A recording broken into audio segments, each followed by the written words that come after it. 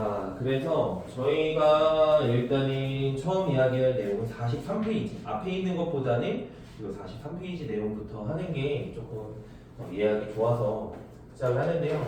본격적으로 내용을 들어가기에 앞서서 우리가 이제 그 중학교에서 또 배웠던 것, 그 다음에 통합과학을 이제 본격적으로 하기에 앞서서 좀 알아야 되는 내용들이 있어요.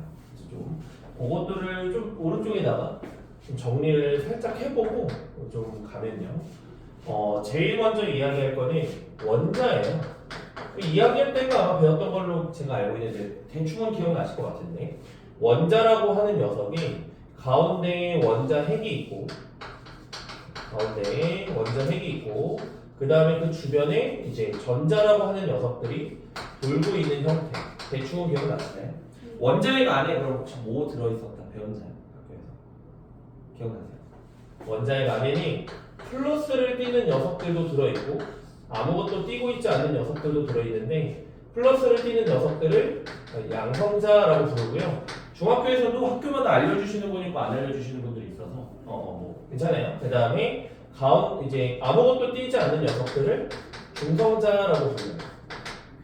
위에다가 다시 정리를 해보면 원자라고 하는 녀석은 가운데에 원자핵, 그 다음에 그 주변에 전자라고 하는 녀석들이 돌고 있는 거고 원자핵이라고 하는 거는 플러스 양성자를 띄는 녀석과 아무것도 띄지 않는 중성자가 들어있더라. 그래서 다시 적어보면 전기적인 성질, 좀 뭐 더 쉽게 얘기하면 전기를 표현했을 때 양성자는 플러스 1 정도, 그 다음에 중성자는 말 그대로 중성은 그냥 0이라고 쓸게요. 그리고 전자는 마이너스 1 정도를 띈다라고 생각하면 돼요. 그러니까 원자핵이라고 하는 녀석이 뭐 양성자랑 중성자, 플러스 양성자와 중성자가 이제 합쳐진 거니까 원자핵도 플러스를 띄는데 제가 여기 앞에 그린 녀석은 양성자 2개에다가 전자 2개 그렸거든요. 그러니까 원자라고 하는 녀석이 양성자와 전자의 개수가 항상 같아요. 양성자는 플러스 1을 띄고 전자는 마이너스 1을 띄니까 원자의 전기적인 성질은 중성이다라고 기억하시면 되겠습니다. 나쁘진 않죠, 그렇죠? 여기까지는. 그 다음에 두 번째로 이야기할 거는 우리가 또 원소 기호라고 하는 것도 배웠어요. 혹시 기억나시죠? 우리가 오늘은 원소 기호도 사실 딱 두 가지만 알면 돼요. 원자 혹시 1번 누구였지 기억나세요? 수소. 그렇죠? 그 다음에 그럼 2번. 그 딱 두 가지만 오늘은 쓸 거거든요. 일단은 원소 기호를 표현했을 때 이렇게 X라고 쓰겠습니다. 미지의 원소 기호. 실제로 X라는 녀석은 없지만 우리가 중학교 과정에서 이 원소 기호의 오른쪽 왼쪽에다가 써주는 녀석들을 배웠어요. 오른쪽 위아래, 그죠? 오른쪽 위에 오른쪽 아래에다 써주는 녀석들을 배웠는데 오른쪽 아래 혹시 뭐 쓰는지 기억나시나요? 아래? 행전? 개수를 써줘요. 아마 얘기하면 알 텐데. 5추 이러면 뭐야? 5가 2개. 기억나시죠? 그죠? 기억나실 거예요. 뭐 등등등 더 예시 안 들어도 되고. 오른쪽 위에는 혹시 좀 말로 하면 이제 전하량이라고 쓰겠지만 전기의 양인데요. 막 외웠잖아. 뭐 C2 플러스 뭐 CL 마이너스 뭐 이런 거 외우셨죠? 외웠던 기억이 있잖아요. 그래서 플러스 2개, 뭐 마이너스 하나 뭐 이런 걸 이제 써주는 거야. 여기까지는 괜찮아. 우리가 이제 중딩 때 배운 거니까. 통합과학에서 이야기할 녀석들은 왼쪽 위랑 왼쪽 아래에다가 써주는 건데요. 왼쪽 아래에다가는 뭘 쓰냐면 원자 번호라고 하는 것을 써요. 얘도 뭐 배우긴 배웠어요. 그럼 원자 번호는 뭐의 개수로 정했냐? 혹시 뭐의 개수로 정했는지 양성자의 개수입니다. 원자 번호는 양성자의 개수로 정합니다. 처음 하는 거니까 뭐 그냥 노란색 썼고요. 그런데 원자 같은 경우에는 양성자와 전자의 개수가 같다고 그랬죠. 그래서 양성자의 개수도 되면서 전자의 개수라고도 할 수 있는 거야. 대신에 원자일 때는 뭔 소리냐 하면은 전자가 뒤에서 다시 할 건데 들어올 수도 있고 나갈 수도 있기 때문에 얻거나 잃을 수 있기 때문에 우리는 그냥 사실 간단하게 그냥 원자 번호는 양성자의 개수다라고 하면은 무리가 없습니다. 자, 그 다음에 왼쪽 그럼 위에는 무엇을 써주냐면은 왼쪽 위에는 질량수라고 하는 것을 써요. 질량수라고 하는 것은 뭔 소리냐면 이제 완전 처음 배우는 건데 질량수는 원자 하나의 질량이 대략적으로 어느 정도일까를 이야기를 하는 거예요. 위에서 양성자, 중성자, 전자를 이야기했는데 이 전자가 원자의 주변을 도는 이유는 전자가 엄청나게 가벼워서 그래요. 원자 핵에 비해서. 양성자, 중성자에 비해서도 전자가 매우 가벼워요. 뭐 숫자적으로 얘기를 하자면 양성자랑 중성자는 전자보다 질량이 양성자는 한 1836배, 중성자는 한 1839배 정도 커요. 그러니까 숫자를 외우라는 게 아니고 말하고자 하는 건 뭐냐면 그만큼 양성자, 중성자는 전자에 비해서 질량이 1800배 이상 크다. 그런데 실질적인 어떤 그 질량의 둘의 차이는 전자 3개 정도밖에 차이가 안 나니까 우리는 이 녀석의 질량을 이야기하고 싶을 때 그냥 양성자, 중성자를 세서 얘기하는 거예요. 뭔 말인지 이해되시나요? 일단 질량을 얘기할 때 전자는 굳이 이야기할 필요가 없는 거예요. 너무 가벼우니까. 그리고 양성자, 중성자는 질량이 거의 같으니까 우리는 질량수라고 하는 것을 그냥 양성자의 개수에다가 중성자의 개수를 더해서 이야기를 하는 거예요. 여기까지 괜찮나요? 이해되셨죠? 그죠? 그럼 이 녀석은 일단 여기다가 여기 그린 녀석은 원자 번호는 몇 번이에요? 그러니까 헬륨 그죠? 원자 번호 2번. 그래서 헬륨을 이렇게 쓰고 원자 번호는 2번. 괜찮아요? 네. 질량수는 몇이에요, 우리 녀석? 네. 질량수는 4. 그러면 이렇게 써주는 거예요. 괜찮죠? 그죠? 요거 한번 적어보실래요? 그냥 빈칸에다가 그냥 빈 곳에 아무 데나 적으셔도 돼요. 이제 맨 앞에 적으셔도 되고 아무 데나 그냥 상관없습니다.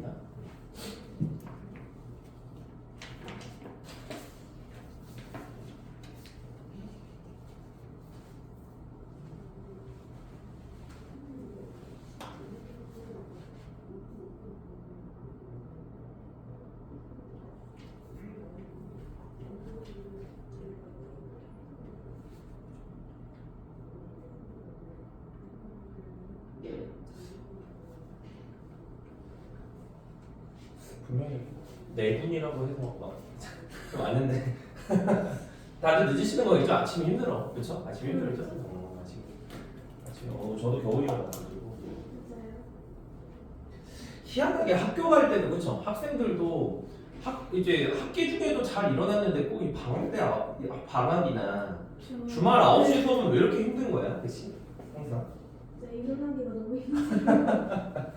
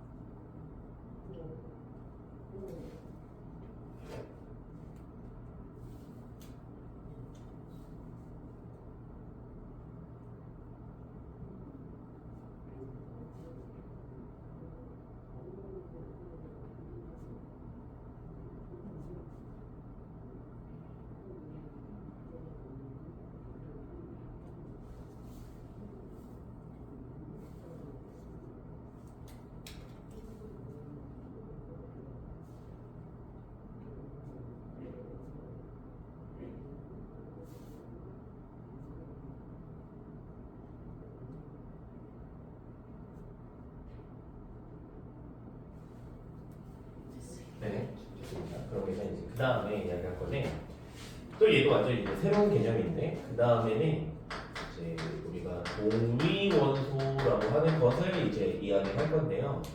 동위원소라고 하는 것은 뭐냐면 원소는 원소인데 일단 동위원소는 원자 번호는 같지만 질량수가 다른 원소가 있어요. 질량수의 다른 원소를 동위원소라고 부르는데 얘를 이제 해석을 해봅시다. 자, 원자 번호가 같다라고 하는 것은 왼쪽에서 뭐의 개수 같은 거예요? 그럼? 그러니까 누구? 양성자의 개수가 같다라는 뜻이에요. 괜찮죠? 그죠? 원자 번호가 같다라는 거. 자, 그런데 질량수는 다르네. 그 이야기는 누구가 다르다는 거예요? 중성자의 개수가 다르다라는 건 이해되시죠? 그죠? 그러니까 원자 번호, 그러니까 동위원소라고 하는 것은 양성자의 개수는 같지만 중성자의 개수가 다른 원소들이 있어요. 이제 그런 녀석들을 이제 이야기하는데 조금만 더 의미를 이제 좀 본질적인 의미를 이야기하자면 양성자의 개수 그다음에 원자 번호라고 하는 것은 일단 쓰고 설명하겠습니다. 화학적 성질을 의미하고요. 그다음에 질량수라고 하는 것은 물리적 성질을 의미해요. 화학적 성질과 물리적 성질을 어디선가 안녕하세요. 어디선가 뭐 들어봤을 수도 있고 안 들어봤을 수도 있는데 화학적 성질, 물리적 성질은 혹시 구분하시나요? 애매한 이름이? 김도현 씨. 갑자기 화학적 성질, 물리적 성질 혹시 구분할 수 있으세요? 너무 급작스럽죠. 그런 문제만 있으시죠? 네. 간단하게 구분하면 물리적 성질이라고 하는 것이 저희 일단은 그 앞에 내용 그냥 뭐라 그래요? 이렇게 수업 전에 이야기하는 거니까 그냥 비교하시면 돼요. 물리적 성질이라는 거는 간단하게 우리가 보통 숫자로 표현하는 녀석들 혹은 측정할 수 있는 녀석들이라고 생각하면 되는데 예를 들어서 뭐 질량, 길이, 부피, 밀도, 면적 이런 거는 보통 물리적 성질이라고 생각하면 되고 화학적 성질은 예를 들어서 뭐 설탕은 단맛이 난다. 뭐 아니면 하얀색이다. 뭐 아니면은 산소에다가 불꽃을 넣으면 활활 타오른다. 등등 그런 것들은 화학적 성질이라고 생각하면 돼요. 그래서 뭐 일단은 그런 의미를 갖는데 자, 본격적으로 그래서 동위원소라고 하는 건 다시 얘기하지만 원자 번호는 같지만 질량수가 다른 원소였거든요. 그런 녀석들이 있느냐라고 했을 때 수소도 동위원소가 있어요. 수소는 심지어 동위원소가 3가지나 있는데 일단 그냥 써보자면 수소라고 하는 녀석은 우리가 일반적으로 알고 있는 그냥 수소와 그 다음에 중수소라고 하는 녀석 그 다음에 삼중수소라고 하는 녀석이 있어요. 이렇게 아직 교재 안 들어갔어요? 그래서 그냥 맨 앞에 그냥 걷지 그냥 펴놓으시고 이따가 적으시면 돼요. 수소는 그래서 이렇게 3종류인데 중수소, 중수소, 삼중수소 원소 기호는 셋 다 그냥 H로 써줘요. 근데 이제 차이점이라고 한다면 수소랑 중수소, 삼중수소 전부 다 1이지만 원자 번호가 1이지만 수소는 질량수가 1, 중수소는 질량수가 2, 삼중수소는 질량수가 3입니다. 그러면은 혹시 해석을 해본다면 수소는 원자핵 안에 그냥 양성자만 하나 있는 거예요. 그림을 그리면 이렇게 되는 거죠. 그럼 중수소는 양성자 하나에 중성자 하나. 그래서 그림을 그리면 이런 형태. 그 다음에 삼중수소는 양성자 하나에 중성자가 두 개. 그래서 그림을 그리면 이런 형태다라고 할 수 있는 겁니다. 근데 왜 우리가 여태까지 중수소, 삼중수소라고 하는 것을 우리가 왜 안 배운 건가요? 라고 하면은 이 녀석의 양이 굉장히 적어요. 그러니까 중수소는 실질적으로 한 0.0008% 정도밖에 없고요. 삼중수소는 거의 극미량밖에 없기 때문에 우리가 그냥 여태까지 그냥 수소만 배운 거예요.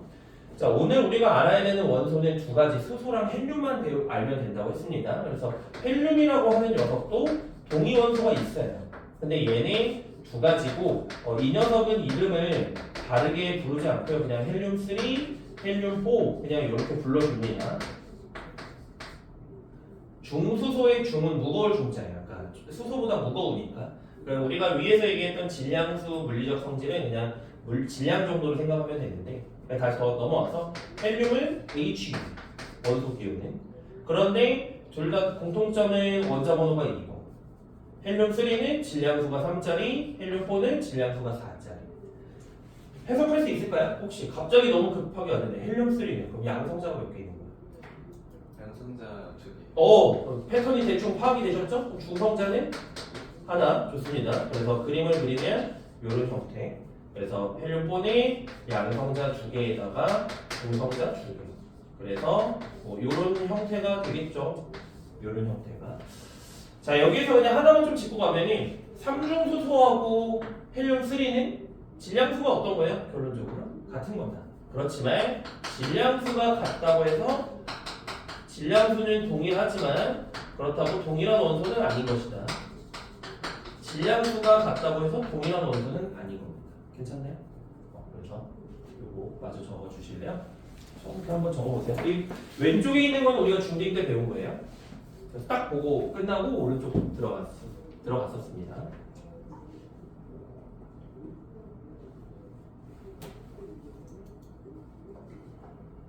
그러면 여기까지 적으시면 이제 본격적인 내용 들어갈게요.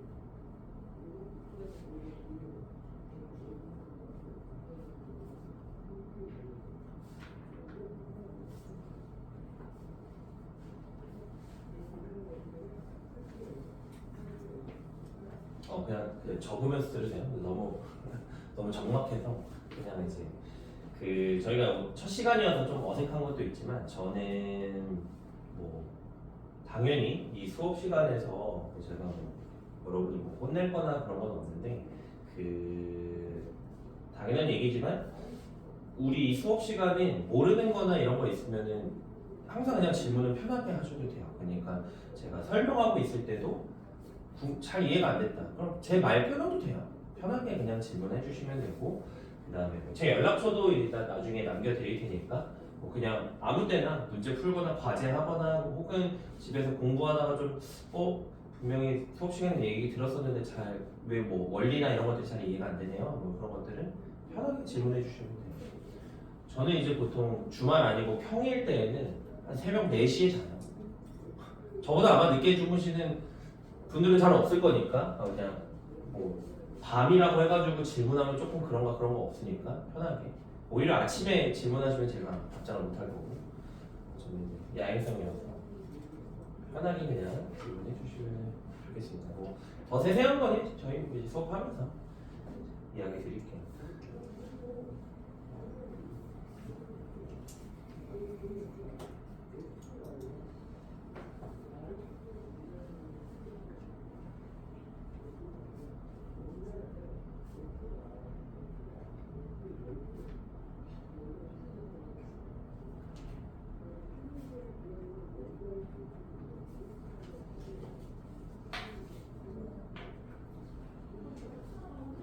그리고 이제 뭐 제가 뭐 그냥 솔직하게 미추홀 외고는 이제 사실 반이 구성된다는 걸 저도 어제 알아서 이제 분석을 이제 저도 개강을 해놓고 분석한다는 말이 웃기지만 죄송하지만 저도 이제 분석을 이제 자료를 주변에 이제 해가지고 알아야 되겠지만 뭐 제가 이제 외고 수업 이제 여러분들이 좀 해보면 사실 시험 문제는 여러분들은 아마 크게 경향성이 벗어나진 않을 거예요. 그러니까 무슨 얘기냐면 개정 전에는 개정 전을 사실 여러분들한테 해당 사항이 없어서 말하는 게 웃기긴 하지만 개정 전에는 통합과학이라는 과목이 뭐 수능 과목도 아니고 좀 이제 그러다 보니까 일반고에서도 선생님들 내신 문제에서 선생님들의 좀 입김이 많이 들어갔어요. 그래서 이제 특히나 외고 같은 경우에는 여러분들 솔직히 과학에 크게 관심이 없으신 분들인 거잖아요. 그러다 보니까 이제 좀 선생님들이 거의 이제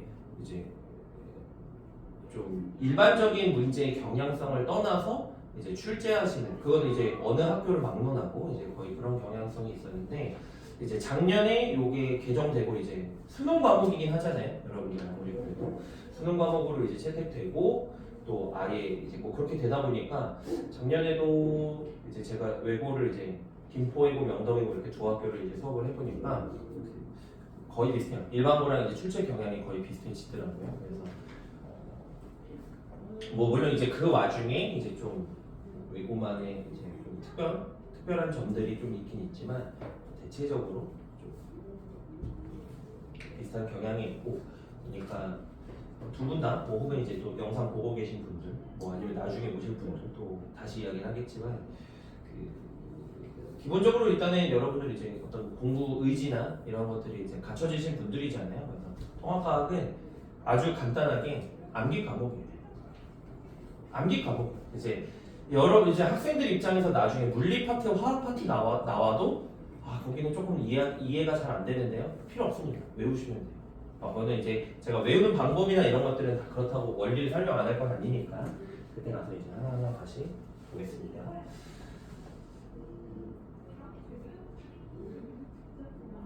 됐나요? 네, 좋습니다. 그래서 저희는 교재는 43페이지를 펴주시면 되고요. 다시 말씀드리는데 통합과학 1에 크게 대단원이 세 단원인데요. 1단원은 좀 이제 뭐 기본 물리량 뭐 이런 것들을 설명하고 있는 좀 교양 과목 같은 느낌이에요. 안 할 건 아니고요. 다음 시간에 할 거예요. 좀 양이 좀 그렇게 이제 구성하는 게 좋아서 다음 시간에 할 거고 저희는 2단원의 이제 첫 번째 부분도 43페이지 앞에 부분도 좀 뒤에 하겠습니다. 43페이지부터 이야기하면 좋을 것 같아요. 저희가 처음 이야기한 내용은 이제 뭐 우주에 시작돼 있는데 처음 이야기에 나오는 내용의 어떤 기본 배경적인 건 뭐냐면 이 말 그대로 우주의 생김새 그러니까 우주가 어떤 형태냐 이런 것들을 이야기를 할 거예요. 빅뱅 우주론 이런 걸 이야기를 할 건데 이제 그 빅뱅 우주론 관련해서 이야기하기에 앞서서 우리가 이제 좀 과거의 사람들은 그런 우주를 어떻게 생각했느냐 그런 걸 이야기해 본다면 여러분들도 아마 뭐 천동설, 지동설 이런 거 들어는 보셨죠? 중세시대 때는 천동설이냐 지동설이냐 지구가 중심이냐 태양이 중심이냐 그게 중요한 게 아니고요. 그 당시에는 우주의 크기가 이제 태양계 정도가 우주의 전부라고 생각을 하는 거예요. 태양계 정도 범위가. 그러고 이제 시간이 지나면서 한 100년 전까지는 우리가 살고 있는 은하 그것을 우리 은하라고 해요. 한 10만 광년 정도 그게 우주의 전부라고 생각을 했어요. 전부라고 생각을 했습니다. 그런데 이제는 정확히는 101년 전 1925년에 허블이라는 아저씨가 이제 허블 법칙이라는 것을 발표를 해요.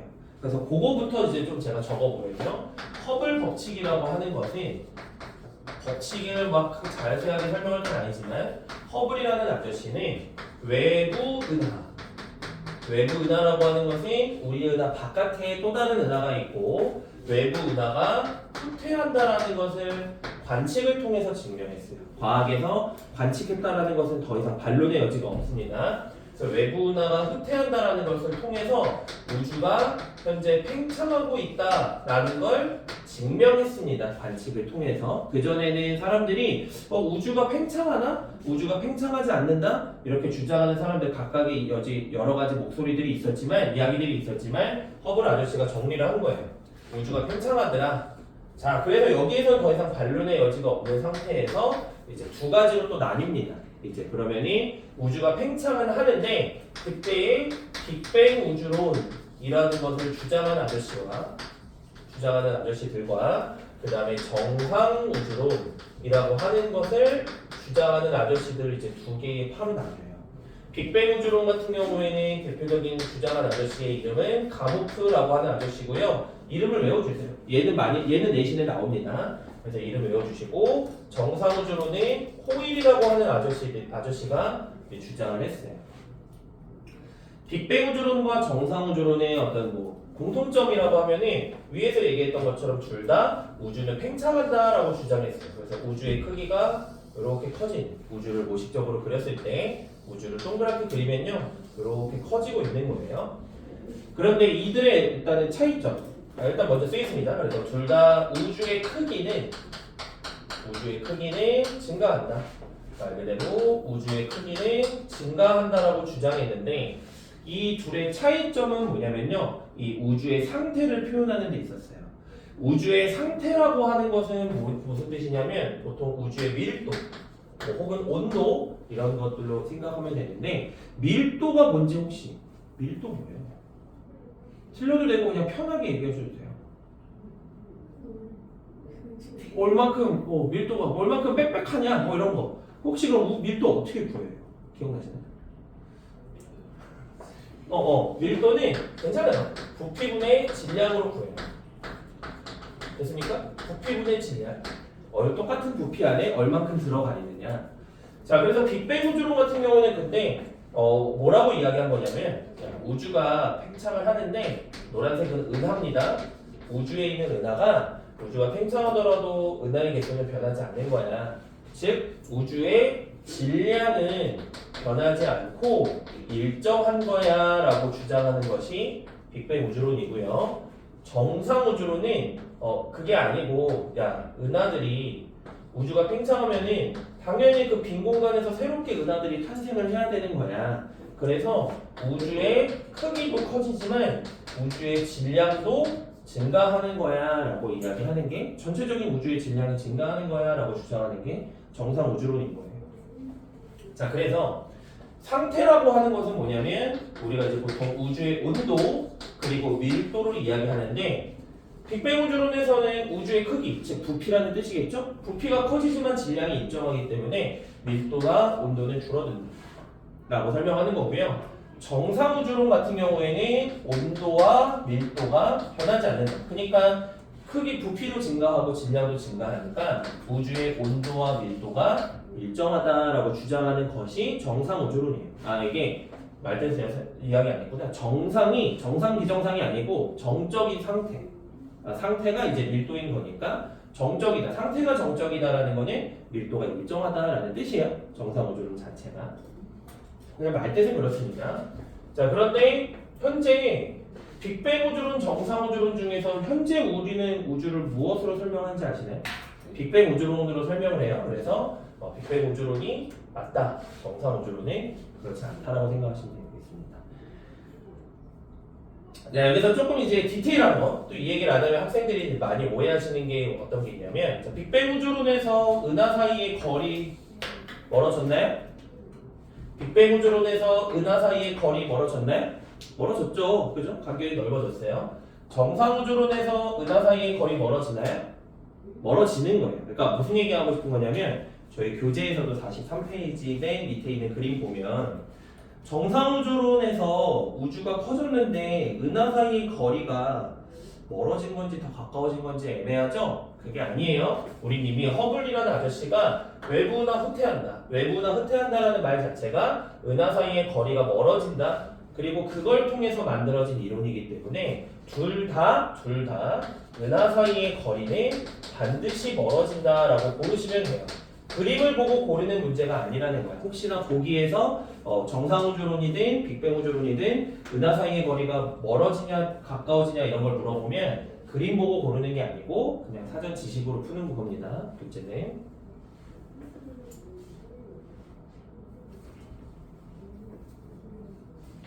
됐죠? 여기까지 괜찮습니까? 그래서 뭐 위에는 좀 이것저것 많이 설명이 돼 있는데 위쪽에는 필요 없고 아래쪽에 이제 표만 보면요.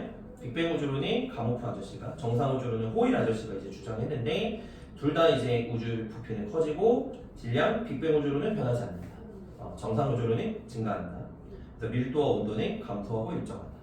밑에 있는 거는 이제 점점 이제 하나하나 설명하겠습니다. 다음 페이지로 넘어갑니다. 다음 페이지 44페이지로 가볼게요. 아우 굉장히 징그러우실 거예요. 뭐야 이게 막 이런 것도 막 이것저것 나와 있는데 자 정리해볼게요. 이걸 지우고 그 다음으로 이제 두 번째로 이야기할 내용은 그래서 우리가 빅뱅 우주론과 정상 우주론 중에서 빅뱅 우주론으로 우주를 설명한다고 했으니까 이 빅뱅 우주론에 의해서 우주가 탄생한 이후 어떤 식으로 어떤 형태로 변해왔느냐를 이야기하는 거예요. 그러니까 우주에서 만들어진 녀석들이 어떤 순서로 만들어졌느냐 그것들을 이야기를 할 건데 자 빅뱅 우주론에 의하면 우주가 딱 과거에 빅뱅이 일어났던 거죠. 조금 더 배경적인 걸 설명하자면 우주가 점점 팽창을 한데 그러면 생각을 해보면 과거로 이제 시간을 이제 되감게 해봤을 때 점점 우주의 크기가 작아지겠죠. 그래서 어떤 한 순간에 물론 교과 과정에서는 한 점, 실제로 학술적으로는 한 점은 아니지만 그러니까 우주가 굉장히 작았을 때 어떤 빅뱅이라는 것이 있었고 그 이후로 우주가 계속 커지고 그런 과정에서 온도와 밀도가 줄어들고 있는 거야 라고 설명하는 게 빅뱅 우주론인 거죠. 빅뱅 우주론에 의하면 우주의 나이가 즉 빅뱅이 일어난 시점이 약 138억 년 전이라고 해요.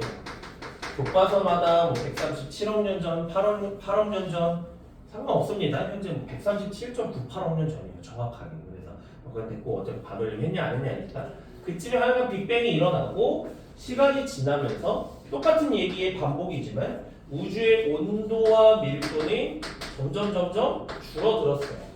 그런 과정에서 어떤 녀석들이 만들어졌느냐 그걸 이제 순서대로 볼 건데 자 우리가 개념적으로 좀 이해를 하고 보시면 좋은 게 뭐가 있냐면요 시간이 지나면서 우주의 온도는 어떻게 돼요? 점점 낮아져요. 똑같은 얘기 반복이죠. 온도가 높냐 낮냐는 어떻게 생각하면 되냐면 온도가 높으면 입자운동이 활발해요. 그래서 얘네들이 엄청 입자운동이 활발한데 온도가 낮아지면은 입자운동이 둔해지면서 점점 걔네들이 달라붙어요. 그러니까 온도가 낮으면 낮아질수록 즉 빅뱅 우주론에서 시간이 지날수록 더 무거운 애들이 만들어지는 거예요. 아까 원자에서 양성자, 중성자가 합쳐지면 원자핵이 됐고 원자핵과 전자가 합쳐지면 원자가 됐잖아요. 제가 뒤에 얘기한 녀석일수록 더 무거운 녀석들이겠죠? 당연히 합쳐지는 거니까 그런 순서로 만들어진다고 생각하시면 돼요.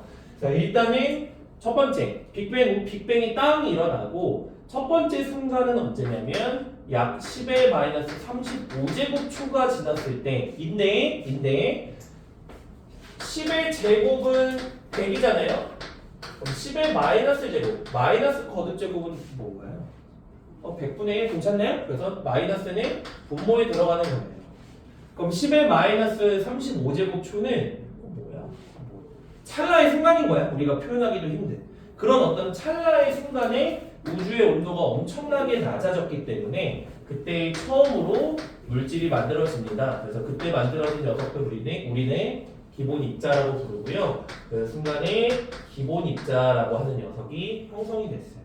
기본 입자는 두 가지 종류가 있습니다. 쿼크라고 하는 녀석과 경입자라고 하는 녀석 두 가지가 있는데 쿼크는 그냥 뭐 우리나라 말이 아니니까 받아들여 주시고 경입자는 가벼울 경자 굉장히 가장 가벼운 입자다 이런 의미인데요. 쿼크도 경입자도 총 6가지가 있지만 우리가 알아야 되는 것은 쿼크는 2가지 경입자는 1가지만 아시면 돼요. 경입자부터 쓰자면요 이미 알고 있는 전자라고 하는 녀석이 경입자의 대표. 우리는 그 녀석 하나만 알면 됩니다. 그리고 쿼크라는 녀석은 총 6가지가 있는데 우리가 알아야 되는 2가지의 이름은 실제로 업쿼크와 다운쿼크라고 불러요. 뭐 교과서에서는 종종 위쿼크, 아래쿼크라고도 하는데 너무 촌스러우니까 그냥 업쿼크, 다운쿼크 하겠습니다. 끝이에요. 기본 입자는 그래서 이렇게 총 우리는 3가지만 알면 되는데 이 녀석의 전기적인 성질을 먼저 설명하고 가자면요. 전자라고 하는 녀석의 전기적으로 마이너스 1 정도를 떼요. 이거는 괜찮아요. 근데 업쿼크와 다운쿼크는 전기적으로 조금 애매한데 업쿼크는 플러스 3분의 2 정도 다운쿼크는 마이너스 3분의 1 정도를 띱니다. 짜증나지만 어쩔 수가 없어요. 내가 정한 건 아니에요. 그래서 뭐 어쩔 수가 없습니다. 됐습니다. 10의 마이너스 35제곱초 최초의 순간에 이런 녀석들이 만들어졌다. 자, 그리고 시간이 조금 더 흘렀는데요. 얼마큼 됐냐면은 10의 마이너스 6제곱초가 됐어요. 100만 분의 1초 밖에 안 흐른 거야, 아직. 그런데 처음에 우주 온도가 워낙 높다 보니까 이 사이에 온도가 많이 낮아졌어요. 수적으로 얘기하면 뭐 수조도에서 수천억 도로 이제 낮아진 거예요. 그러다 보니까 이때 조금 더 무거운 양성자와 중성자라고 하는 녀석들이 만들어졌는데, 양성자와 중성자는 공통점도 있지만 차이점도 있어요. 일단 첫 번째 차이점을 얘기한다면 전기적인 성질이겠죠. 중성자는 전기적으로 중성. 그렇지만 양성자는 플러스 1 정도를 띱니다. 이게 일단은 차이점이지만, 공통점이라고 한다면 뭐 질량이 거의 비슷하다라는 것도 있겠지만, 양성자랑 중성자는 모두 쿼크 3마리가 합쳐져서 이루어져요. 우리가 배운 쿼크는 업쿼크, 다운쿼크밖에 없는데요. 뭔가 패턴을 파악했을 때 얘네들 업쿼크, 다운쿼크 3마리를 잘 조합해서 양성자를 만들려면 혹시 감이 오시나요? 업쿼크 몇 개 필요할까요? 다운쿼크 몇 개? 그 어. 2개 정도. 2개, 다운쿼크 하나. 괜찮나요? 처음이니까 업쿼크는 플러스 3분의 2, 또 하나 플러스 3분의 2, 근데 다운쿼크는 마이너스 3분의 1 하면은 요 값이 플러스 1 정도겠죠? 그죠? 이해하셨을 거라고 믿고, 중성자도 마찬가지. 업쿼크 하나, 다운쿼크 2개. 그러면 처음이니까 다시 한번 써보자면, 중성자 같은 경우에는 플러스 3분의 2, 마이너스 3분의 1, 마이너스 3분의 1 해서 0을 띄기 때문에 이렇게 이야기할 수 있는 거예요. 자, 그런데 이제 좀 난해한 얘기가 하나 나옵니다. 이것도 받아들여 주세요. 양성자, 중성자가 최초에 생성되었을 때에는 양성자와 중성자의 비율이 1대1이었어요. 1대1이었어요. 처음 만들어졌을 때. 그런데 시간이 지나면서 양성자와 중성자의 비율이 달라졌는데 7대1로 변했습니다. 아, 이거 도대체 뭔 소리야? 라고 생각할 수 있는데, 한 번만 얘기하고 이해가 안 되면 그냥 받아들여 주세요. 너무 깊게 논할 필요가 없습니다. 온도가 어느 정도 높으면 중성자가 양성자로 변할 수 있어요. 뭐 그런 걸 약한 행력이라고 하는데 알아야 되는 건 아니에요. 그런데 시간이 지나면서 우주의 온도가 낮아졌고, 어느 정도 낮아진 이후로는 더 이상 변하지 않게 되었는데, 그때의 어떤 개수비 질량비가 7대1이 된 겁니다. 그래서 그냥 이후 시점이 언제냐 뭐 그런 건 우리가 알아야 될 필요가 없이, 양성자와 중성자는 현재 7대1이 되었구나, 그리고 이 비율은 질량비라고 그냥 표현한다 정도만 기억하면 되겠네요. 알아주시면 되겠습니다. 네, 됐고요. 그리고는 시간이 좀 흘렀어요. 3분이 됐습니다. 빅뱅 이후 3분. 설명하는 게 3분이 넘은 것 같지만, 그죠? 굉장히 초반에 짧은 시간 사이에 이것저것 일이 많이 일어난 거예요. 3분이 지났을 때에는 무엇이 만들어졌냐면, 수소와 헬륨의 원자핵이 만들어졌습니다. 수소와 헬륨의 원자핵이 형성되었다. 수소와 헬륨의 원자핵은 이미 아까 동위원소까지 다 소개를 했기 때문에 우리는 바로 수소와 헬륨의 원자핵이 만들어졌는데, 이때 수소와 헬륨이 만들어진 비율은 약 3대1이고요. 그것을 이제 우리는 질량비가 3대1이다라고 표현을 하는데, 굉장히 중요한 내용입니다. 왜 중요하냐면, 이것은 빅뱅 우주론의 결정적인 증거가 지금 현재 2가지가 있어요. 실제로는 3가지지만 통합과학에서 2가지를 배우는데요. 빅뱅 우주론의 결정적인 증거 2가지 중에 하나입니다. 수소와 헬륨의 질량비가 3대1이다.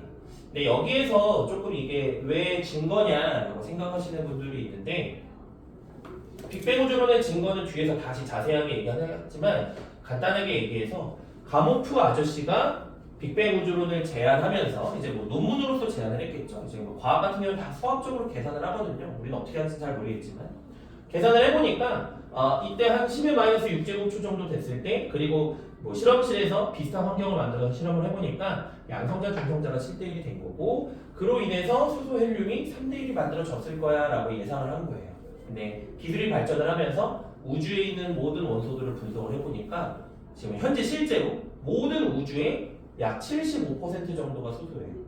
나머지 한 24% 정도가 헬륨이고 다른 원소들 알고 있는 거 있으시죠? 금, 은, 너무 제가 좋아하는 것들이 티가 났죠? 금, 은, 뭐 아니면 뭐 헬륨, 아니 뭐 질소, 뭐 산소, 탄소 다 합쳐봤자 1%가 채 안 돼요.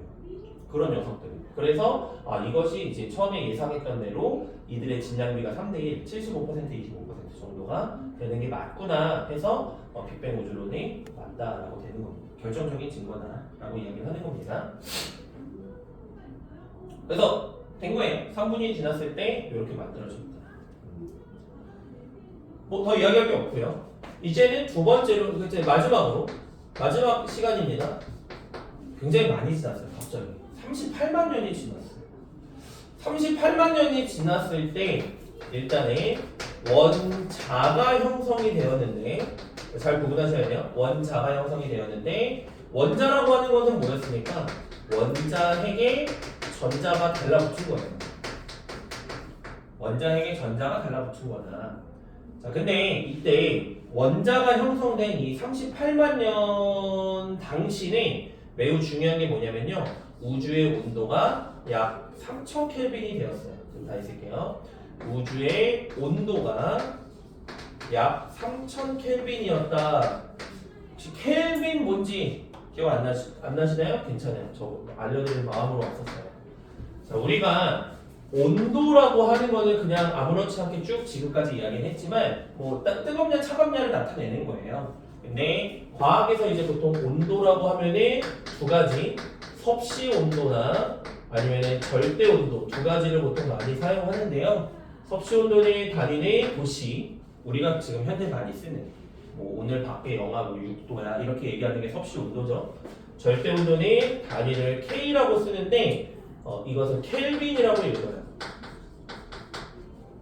그러니까 3000K 그럼 촌스러운 거고 3000켈빈인 거예요. 일단 그런 겁니다. 읽는 방법은. 얘네들의 근데 기준은 섭씨 온도와 절대 온도의 기준이 사실은 이거 앞에서 1단원에서 배우고 오는 건데 그거는 이제 다음 시간에 다시 하고요. 그 얘기는 또 하고 다음 시간에 섭씨 온도는 기준을 혹시 뭐로 정한지 아세요? 섭씨 온도. 온도의 기준. 온도의 기준을 물을 가지고 정했어요. 물의 어느 점이 0도고 끓는 점이 100도잖아. 와 존나 신기하다. 어떻게 물이 딱 0도에서 그게 아니고 그때를 0도로 정한 거야. 그치? 그래서 물의 어느 점, 그 다음에 끓는 점을 각자 0도씨와 100도씨로 정한 거고 그것들을 100등분한 게 섭씨 온도예요. 절대 온도는 뭐냐면 절대 온도는 입자 운동이 활발한 정도. 입자 운동이 활발하냐 둔하냐 그것을 나타내는 것이 절대 온도인데요. 섭씨 온도하고 절대 온도의 눈금 간격은 똑같아요. 눈금 간격이 똑같다는 건 무슨 뜻이냐면 섭씨 온도가 예를 들어서 100도씨 높아졌다. 그것은 절대 온도 100켈빈이 높아졌다라고 해석하면 됩니다. 말은 이해되시죠? 그죠? 차이점은요. 섭씨 온도는 영하가 있어요. 오늘 영하야. 그지? 그런데 절대 온도는 영하가 없어. 마이너스가 없다는 거예요. 입자 운동이 활발하다 둔하다를 나타내는 건데 0켈빈이 되면 입자 운동이 멈춘 거예요. 멈춘 것보다 둔한 건 없겠죠? 그렇기 때문에 영하가 없습니다. 얘네들의 관계식까지도 말씀을 드리자면 섭씨 온도 도시죠. 섭씨 온도에다가 273을 더했을 때 절대 온도 켈빈이 됩니다. 자, 그러면 연습 한 번만 해봅시다. 0켈빈은 몇 도씨인가요? 0켈빈 마이너스 273도씨 괜찮나요? 네. 자, 그러니까 영하 300도라는 건 없는 거예요. 기술적으로 불가능하다 그게 아니에요. 기술적으로 아직 있다가 아니고 그냥 없는 거예요. 예를 들어서 저기 키가 몇입니까? 제 키는 마이너스 170입니다. 개소리죠. 뭐 말이 안 되는 거야. 그러니까 그거 없는 거야. 영하 300도 이런 거. 그지? 그러면 이제 다시 돌아와서 자 이번에 이제 이야기했으니까 38만 년이 되었을 때 우주의 온도가 약 3000켈빈이 되었다는 건 3000도씨라는 거야. 한 2700도 정도, 3000도나 2700도나 뜨거운 건 마찬가지잖아요. 그렇죠? 그 정도가 됐다는 거예요. 그러면서 원자가 만들어졌는데 이때 중요한 건 원자가 형성되는 과정에서 우주 배경 복사, 좀 어려운 용어들이 처음 보는 생소한 용어들이 계속 나오는데 우주 배경 복사라고 하는 것들이 방출이 되었습니다. 혹시 복사라는 말이 무슨 말이 있을까요? 복사. 당연히 복사 붙여넣기 할 때 그 복사는 아니고요. 여기서 얘기하는 복사는 전도 대류 복사 이런 거 기억나시나요? 기억하시면 좋은데 고등학교 통합과학에서는 그냥 복사하면 빛이라고 생각하면 돼요. 그래서 그냥 복사는 무조건 빛이에요. 앞으로는 우주 배경 복사 그러면 우주의 배경이 되는 빛이다. 그렇게만 일단은 이해해 주시면 되고 요거는 제가 뒤에서 다시 자세하게 설명을 할 건데요. 왜냐면 우주 배경 복사가 결정적인 두 번째 증거 중에 하나예요. 우주 배경 복사가 아주 결정적인 두 번째 증거 중에 하나입니다.